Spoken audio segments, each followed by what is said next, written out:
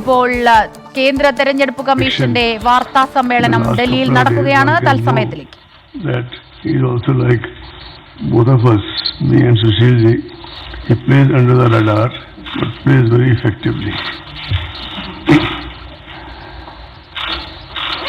We last met at the time of announcement of elections to the Assembly of NCT of Delhi on January 6, 2020. The world has changed significantly since then, and certainly not for the better.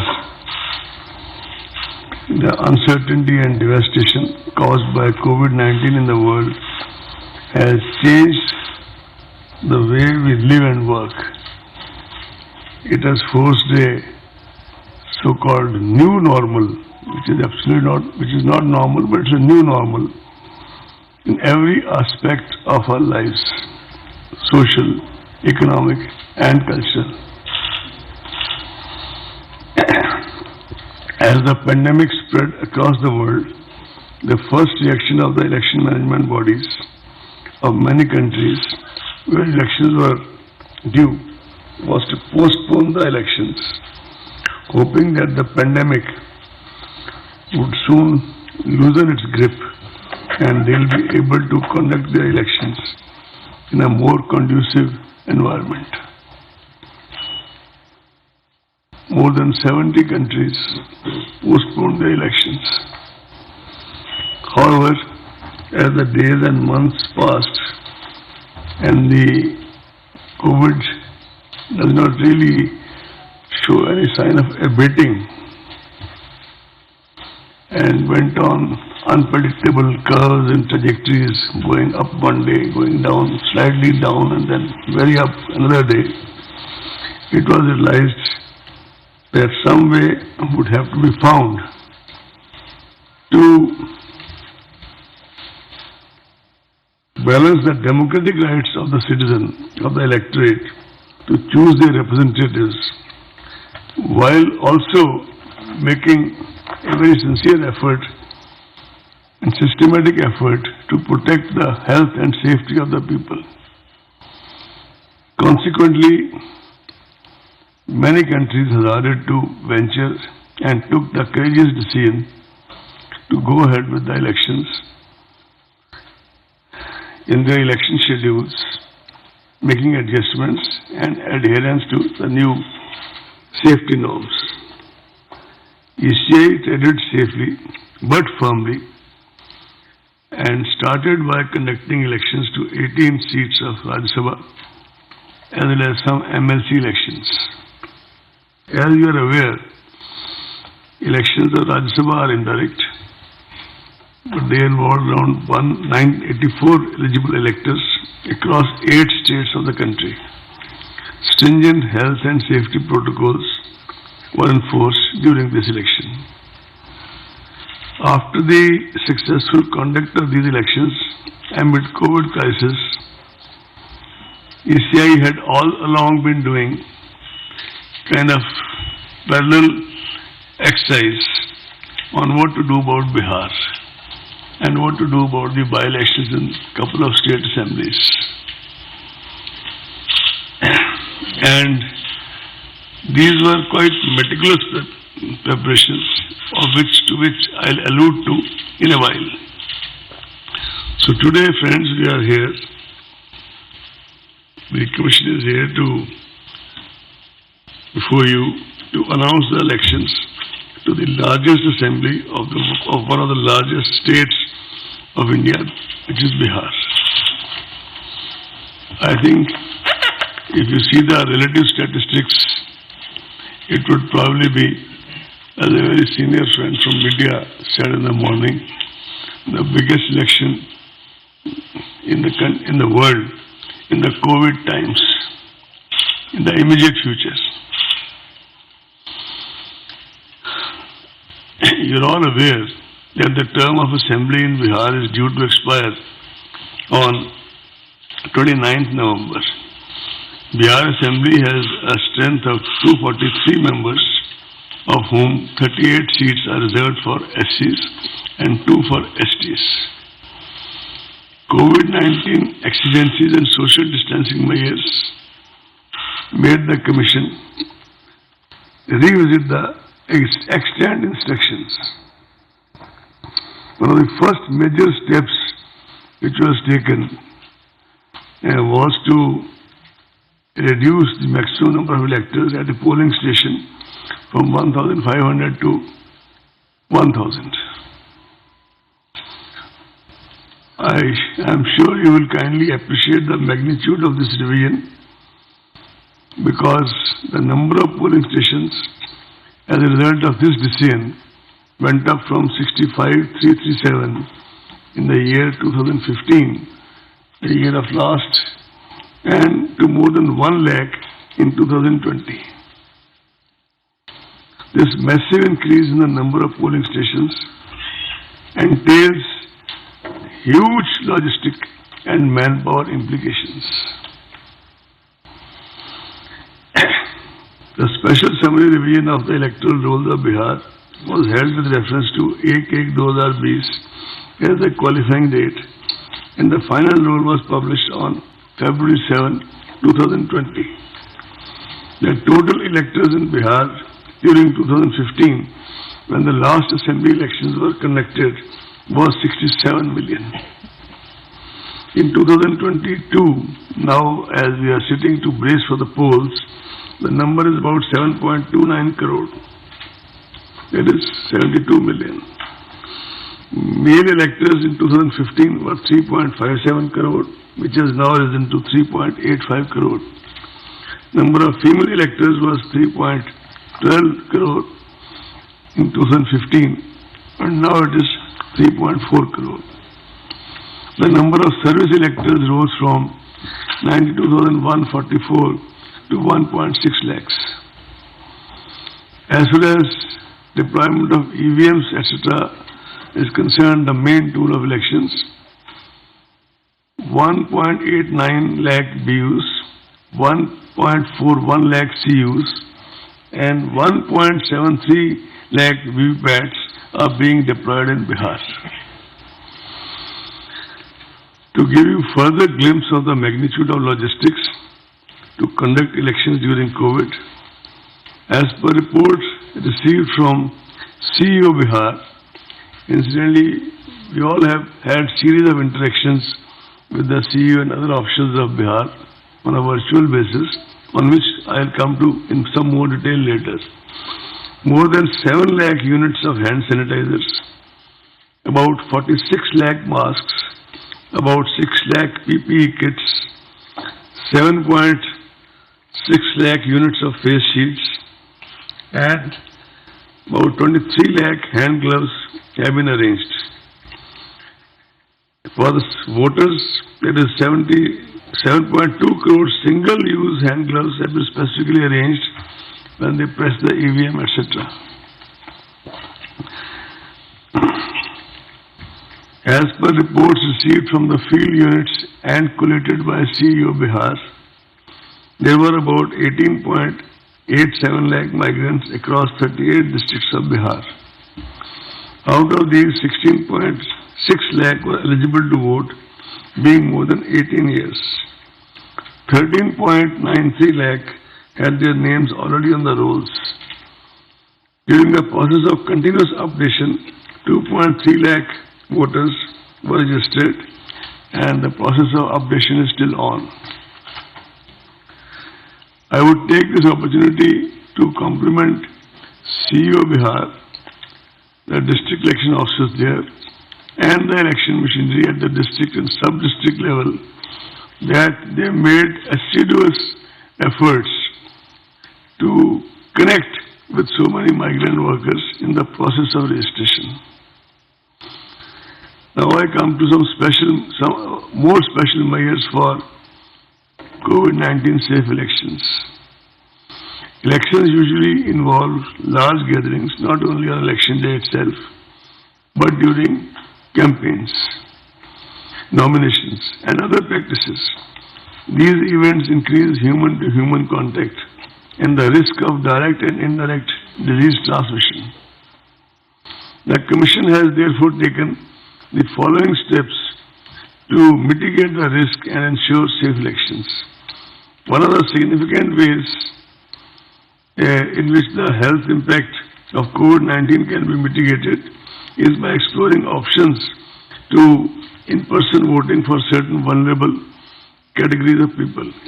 You would recall that way back in October 2019, that is pre-COVID times, on the recommendations of the Commission, the concept of absentee voters was introduced, and it was used very effectively in Delhi at that time. After that, in the elections in Bihar, postal ballot facility has been extended as an option to senior citizens aged 80 and above. We were wanting to extend it to people from 65 and above. Political parties had their own views, but ultimately what clinched the argument of not going for that this time is that because of the increase in the number of polling stations, already our manpower requirements had increased so significantly that we realized we may not be able to manage the 65 part. So it remains 80 years. Persons with disability backed in the electoral roll and COVID-19 suspect or affected persons all shall be taken care of, and in that we are following regarding the COVID-19. Even in Rajya Sabha, one or two MLAs who were suspected, they had to cast their votes at the very end after everybody else had gone through the voting process. Special protocol has been, there is also facility of postal ballots wherever required or wherever asked for. We will also be deploying a lot of teams to ensure this process, as have been employed, and that we get a lot of cooperation. I am wanting to tell you that we get a lot of cooperation from civil society. We have been getting in the past, and I am sure we will get now also. Special protocol has been devised for electors who are COVID positive, suspect, quarantine, so that such citizens are able to exercise their franchise without in any way jeopardizing the health of other voters. COVID-19 patients who are quarantined will be able to cast their vote at the last day of the poll day, at their respective polling stations, as I said earlier, under the supervision of health authorities, strictly following the laid down measures. This is besides the option of postal facility already extended to them. Nodal health officers will also be appointed at the state district level to oversee COVID-19 related arrangements and preventive measures during the entire electoral process. In order to further decongest polling spaces and allow more free movement of the voters, polling time has been increased. Polling time has been increased by 1 hour. Polling will now be held from 7 a.m. to 6 p.m. instead of 7 a.m. to 5 p.m. earlier. However, this will not be applicable to the left-wing affected areas. Nomination form and affidavit can now be filled up online and printout submitted to RO. Offline is also allowed, but online is also been introduced. Besides all this, security money can also be deposited through online mode. Candidates can also seek electoral certification digitally. The number of persons accompanying a candidate for submission of nomination has been restricted to 2. I repeat 2. And the number of vehicles shall be restricted to 2. I repeat 2. Door-to-door campaigning has been restricted to 5 persons, including the candidate. Road shows are allowed, subject to the convoy being broken after every 5 vehicles. All election meetings and gatherings will have to adhere strictly to the health and safety protocols and shall be monitored at all levels by the election and health machinery in the field in the various districts of Bihar. I want to dispel doubts, friends, that all physical contact has been prohibited in election meetings and campaigning. In fact, the very fact that instead of talking to each other virtually today, we may not be accommodate all of you, but we still have made an effort to at least talk in person is an indication from the side of Election Commission that all this propaganda going on in certain sections that only virtual campaigning will happen, etc., has been quite widely off the mark. Yes, we have stated that the number of people who can decongest who can congregate at a certain place has been limited. The DEOs shall identify dedicated grounds in advance where public gatherings can take place with social distancing norms clearly marked to ensure the safety of the attendants. I must report to you that already this exercise has been completed by DEOs. In fact, even within the commission now, we have a list of such grounds available district-wise, although this is not for commission to kind of take any kind of day-to-day call on this. It is for the CEO and the district magistrates. But we've got all the information. And the DEOs have been instructed to kind of already do the circling, etc., as per the COVID norms. That has been done by the CEO of Bihar. A committee of officers was set up at the commission to chalk out broad guidelines for conducting elections amid COVID. This committee was chaired by Shri Umesh Sinha, Secretary General. And it had various stakeholders, many of them contacted virtually. And they had detailed deliberations with the chief electoral officers of various states, UTs, just to have a feedback or various suggestions and inputs. The commission also took inputs of political parties. They were initially given some time, they wanted some more time, which was extended as they desired.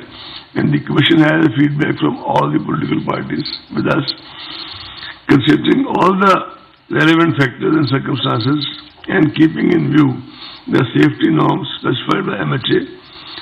Broad and detailed guidelines were issued by the commission for the conduct of elections and by-elections during sometime in August 2020. These guidelines have already been adopted to Government of Bihar, and these guidelines are available on the ECI website, and I think made available to most of you by Ashif Ali. Based on these broad guidelines, CEO Bihar was asked to prepare comprehensive plans at the state, district, constituency and booth level, considering the local conditions and COVID conditions and COVID situation. And these guidelines establish standard protocols of sanitization, wearing of masks, use of gloves, thermal scanners, and social distancing throughout the gamut of election activities. As the gradual and phased unlock has been initiated in various parts of the country, several meetings were held, as I said earlier, at the level of Secretary General ECI Shri Umesh Sinha and all other colleagues from ECI and officers of commission with officials from MHA, railways, central agencies regarding security forces, strategic and communication measures to be put in place. I am happy to report to you that we are getting fullest cooperation from all these agencies, and I am sure, like they do it always, they'll give us their cooperation this time also, which they are already extending. The Commission has conducted several rounds of video conferences with the election machinery. A team of 2 officers, namely Shri Chandrabhushan, who is in charge of Bihar in the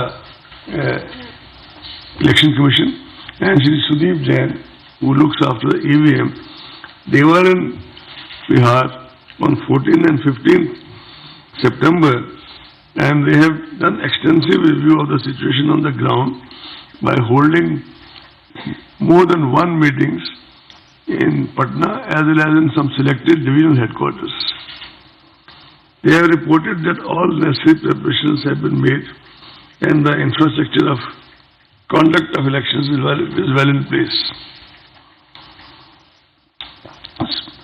Commission, as you are aware, has always been very sensitive to the persons with disability and senior citizens. We started this process way back in 1718 by having a conference in Rajasthan, then a national level conference in Delhi, and after that we have been trying to kind of upgrade and try to do various things required for that. One of our leading consultants in this, based out of Bangalore, she herself is disabled, but at the same time she is so very meticulous in terms of making suggestions and kind of more scientific innovations which keeps Shri Umesh Sinha and his team busy. Persons with disability, the first thing Commission has been insisting is that all polling stations should be located on the ground floor. Persons with disability would also be tagged to their respective polling stations and necessary arrangement made for their comfortable and convenient experience on polling day. Assistance of volunteers, priority voting, wheelchair and proper transport facilities shall be made available. They will be provided with a free pass on public transport on the poll day. The third meeting of the National Advisory Committee on Accessible Elections was organized recently through online mode in order to hone up and firm up our strategic action plans on accessible elections and to review preparations on accessibility front ahead of Bihar Assembly elections. The Commission guarantees assured minimum facilities, which you are all aware, at each polling station, including drinking water, toilets, waiting area and ramps. Additionally, polling stations will now be infused with sanitizers, masks, soap and water for rinsing and other necessary equipment to handle any health emergency. Volunteers will be deployed to assist PWD voters, senior citizens and COVID-affected areas, as I already said. All necessary and administrative and security protocols have been put in place for EVMs and VVPATs, including randomization, FLC, movement and storage protocols, and multi-layer security cover. The ETPBS facility will be offered to our service voters. As we talk, the MCC stands enforced with this announcement. The Commission has already made elaborate arrangements for ensuring the effective implementation of MCC guidelines. You are also aware that Honorable Supreme Court, lot of very vigilant citizen groups and the Commission itself have been very particular about this issue of criminal antecedents. Candidates with criminal antecedents are required to publish information in this regard in newspapers and TV channels on 3 occasions during the campaign period. Now it's also mandatory for political parties to upload on their website detailed information regarding individuals with pending criminal cases selected as candidates, along with reasons for such selection, and also why other individuals without criminal antecedents could not be selected. The Commission had issued a circular, I am sure you have all gone through it very thoroughly, on 11 September 2025, clarifying the earlier guidelines and updating them further. The Commission has a multi-pronged, multifaceted, comprehensive strategy for curbing the use of money power in elections through an elaborate mechanism of SSTs, FSTs and expenditure accounting. Our friends in media are also aware that we have been appointing in the last few elections, wherever required, only where required and need-based, special expenditure observers. Depending on the inputs on the field, which you already have in plenty, we shall be doing the same this time in Bihar elections, as well as, if required, in the by-elections to the states.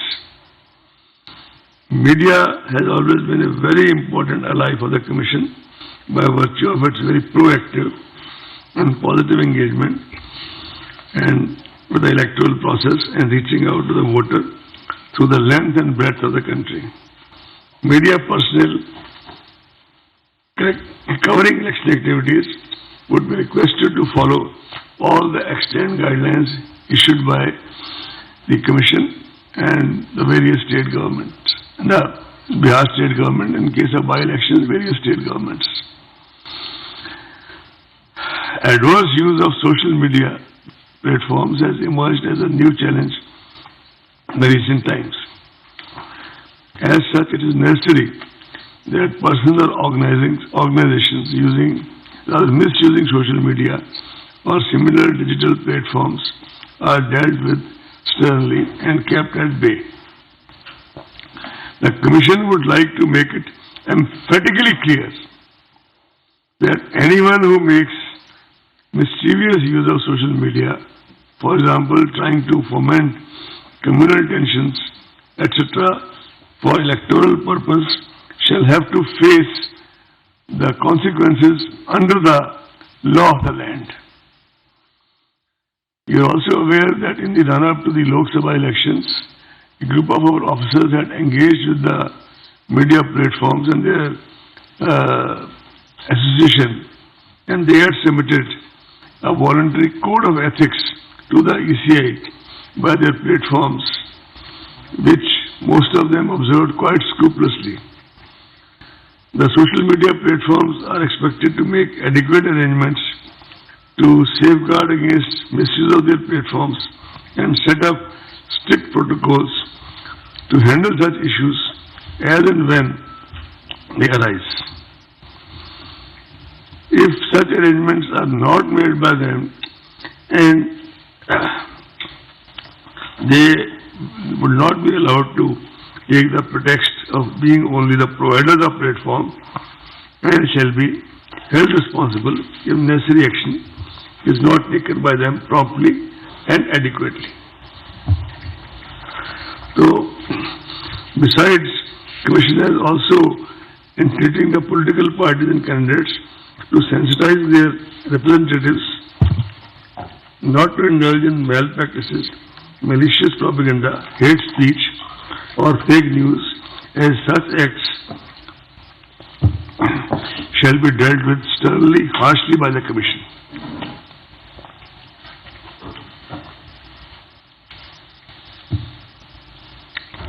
We will be closely monitoring such activities and such posts and shall take action appropriately. You know that Commission has a full-fledged sweep division, and this time the emphasis shall be on safe elections and COVID-19 safety awareness programs, beside increasing voter turnout and ethical as well as informed decision making of the vote. Bihar തെരഞ്ഞെടുപ്പ് തീയതി പ്രഖ്യാപിക്കുന്ന വാർത്താ സമ്മേളനത്തിൽ ഇപ്പോൾ അതിന്റെ നടപടിക്രമങ്ങളാണ് മുഖ്യ തെരഞ്ഞെടുപ്പ് commissioner Sunil Arora നടത്തുന്നത്. അദ്ദേഹം തെരഞ്ഞെടുപ്പ് തീയതി അല്പസമയത്തിനകം പ്രഖ്യാപിക്കും. ഒപ്പം തന്നെ പുതിയ തെരഞ്ഞെടുപ്പ് മാനദണ്ഡങ്ങൾ കോവിഡ് പ്രമാണിച്ച് എത്തരത്തിലേക്കായിരിക്കും എന്നതൊക്കെ അദ്ദേഹം പ്രഖ്യാപിക്കുകയും ചെയ്തിട്ടുണ്ട്. കോവിഡ് പ്രമാണിച്ച് എങ്ങനെയാണ് തെരഞ്ഞെടുപ്പിൽ സമയം വർദ്ധിപ്പിക്കുന്നത്, പോളിംഗിനായി സമയം കൂട്ടിയിരിക്കുന്നത് എന്നതടക്കമുള്ള കാര്യങ്ങൾ, ഒപ്പം കോവിഡ് ലക്ഷണമുള്ളവർക്ക് എത്തരത്തിലേക്കായിരിക്കും പോസ്റ്റൽ വോട്ട് സൗകര്യം ഏർപ്പെടുത്തുന്നത് എന്നതടക്കമുള്ള കാര്യങ്ങളൊക്കെ അദ്ദേഹം ഇപ്പോൾ വാർത്താ സമ്മേളനത്തിൽ വിശദീകരിക്കുകയാണ്.